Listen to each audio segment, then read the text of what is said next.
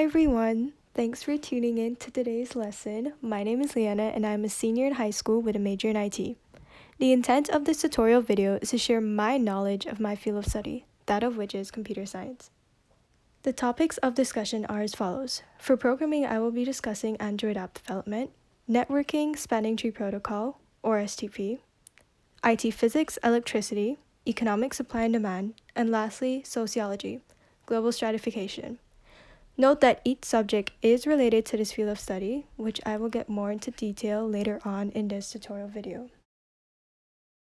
The future we will have upon the passing of the current COVID-19 pandemic is uncertain. While some may be concerned of the risk we are in with the evolution of technology, that being robots taking complete control over the world and such, this said uncertainty represents an opportunity to use our knowledge of computer science and apply it to real-world applications. However, to understand the field of computer science, you must first familiarize yourself with the subject correlation of programming, networking, and physics, while taking into consideration the business aspect presented in sociology and economics. For those who don't already know, computer science is the study of computers and applying that knowledge to implement mathematical calculations to real-world applications. Hence, computer science being in such high demand as of right now. The entire world revolves around technology. The COVID-19 pandemic, for example, has caused most businesses and institutions to transition to a completely online environment. As a matter of fact, we are currently utilizing this online environment, Google Classroom, which makes e-learning possible for us. When most people think of computer science, the first thing that comes to mind is programming. Now, while there is programming involved, computer science is more than just general coding. Now, I'm sure we're all familiar with the term network.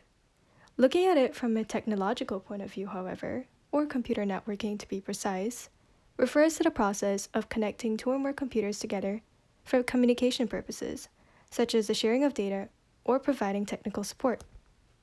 Like all other computer science and engineering fields, a solid math background is essential. Yes, you heard that right. Math is indeed involved in computer networking. If you do decide to study computer networking, you are also required to have a decent programming skills. Although a background in programming may or may not be necessary for certain topics under computer networking, most networking protocols and software require a solid background in programming and mathematics. Without further ado, let's get on to the first lesson under computer networking. Spanning tree protocol is a protocol that provides to us an effective way for data to be sent between one switch to another in addition to preventing redundancy caused by loops. Why is this protocol necessary? In the image, we see two switches connected to each other by one cable and one cable only. Based on this diagram, we can infer that there is a single point of failure. A single point of failure, or SPOF, is essentially a potential risk due to the design, implementation, or configuration of a circuit or system in which one fault prevents the entire system from functioning. In our case, to prevent this single point of failure, we will add another cable. However, we've now come across another problem. With this extra cable being added, there is redundancy, and with redundancy comes loops. Hence, the implementation of the spanning tree protocol to be necessary. How, you may ask? Well, the spanning tree protocol assists us in creating a loop-free topology by blocking certain interfaces in our network. In this diagram, we have three switches, but there is also redundancy as the switches are all connected to each other in a triangle, which means there is a loop. However, spanning tree is enabled, therefore all three switches will be sending a special frame to each other.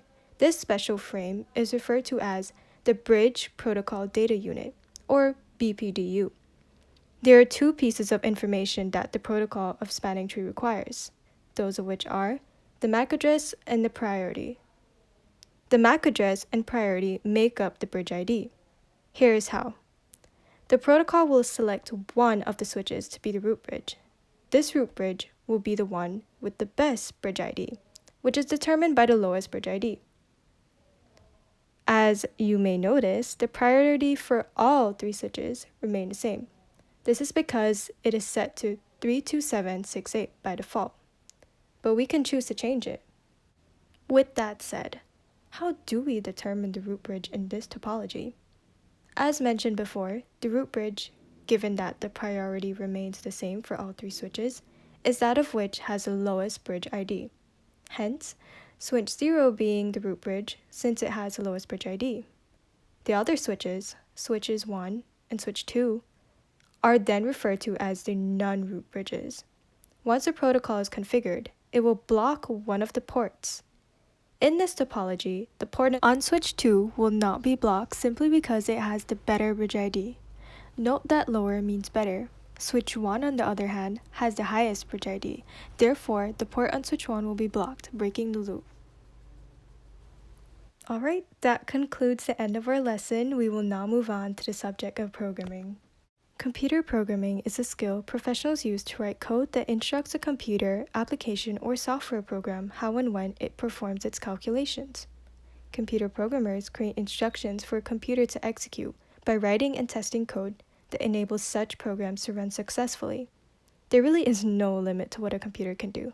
From basic laptops capable of simple word processing and spreadsheet functions to incredibly complex supercomputers, completing millions of financial transactions a day and controlling the infrastructure that makes modern life possible. But no computer can do anything until a computer programmer programs it to carry out such calculations. This is what computer programming is all about. In this video, I will be discussing the topic of Android app development. Mobile application development is a set of processes and procedures involved in writing software for small wireless computing devices. Similar to web application development, mobile application development has its roots in more traditional software development. One critical difference, however, is that mobile apps are often written specifically to take advantage of the unique features a particular mobile device already offers. For instance, a gaming app might be written to take advantage of the Android's mobile calculator app. The MIT App Inventor platform is both an app development platform and a tool for educators to teach computer science principles to students. Using this web application integrated development environment, users have the ability to create and code Android apps. From a basic calculator to a game of solitaire, the possibilities are endless. Similar to physics, we now know that there is a lot of math involved in programming. In fact, it was programming that made doing certain mathematical calculations easier for scientists and mathematicians dating way back in history. Which brings me to my next topic of discussion, the physics aspect. Like so many fields in today's technology-driven world, physics relies more and more on computers.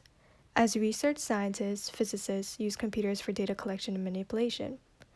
Although physics is mainly recognized as being a science subject, you'd be surprised to see how much of these topics taught in physics are used in computer science courses. For example, as mentioned before, there is a lot of math involved in programming. Your scientific calculator is not just given the ability to perform such advanced calculations, it is programmed to do so. In this video tutorial, I will be discussing the basics of the topic of static electricity. All objects consist of atoms, and inside these atoms are protons, which are positively charged, electrons, negatively charged, and neutrons, which are, well, neutral. In other words, all things are made up of these charges. Ever heard the phrase, opposites attract? Well, static electricity proves exactly that. Opposite charges attract each other, such as a negative to a positive and vice versa. Most of the time, these charges are balanced in an object, which then makes the object neutral. Static electricity is the result of an imbalance between a negative and a positive charge in an object. The rubbing of certain materials against one another can transfer negative charges or electrons. For example, if I were to rub a balloon onto a sweater, the balloon would then gain electrons from the sweater and therefore stick onto the sweater, as the negative charges from the balloon are attracted to the positive charges on the sweater. That about wraps up the three main subjects under computer science. I will now move on to the business aspect. In terms of opportunities for those with a degree in computer science, being that Bliss High School is the only school that offers IT as a major, We can then infer that there is indeed a high demand for those specializing in any, if not most, information technology fields. However, having to study abroad is quite costly, and some may not have the opportunity to do so. Therefore, there is a very low supply of computer science or information technology majors in Belize. Given that the field of computer science is one that is male dominated, there are not many women specializing in that specific area. Most people assume that we simply cannot handle the workload or that we are incapable of doing it. However, I strongly believe that women are more than capable of carrying out such responsibilities. I myself would like to major in computer science where I will eventually gain all skills required to qualify as a computer programmer.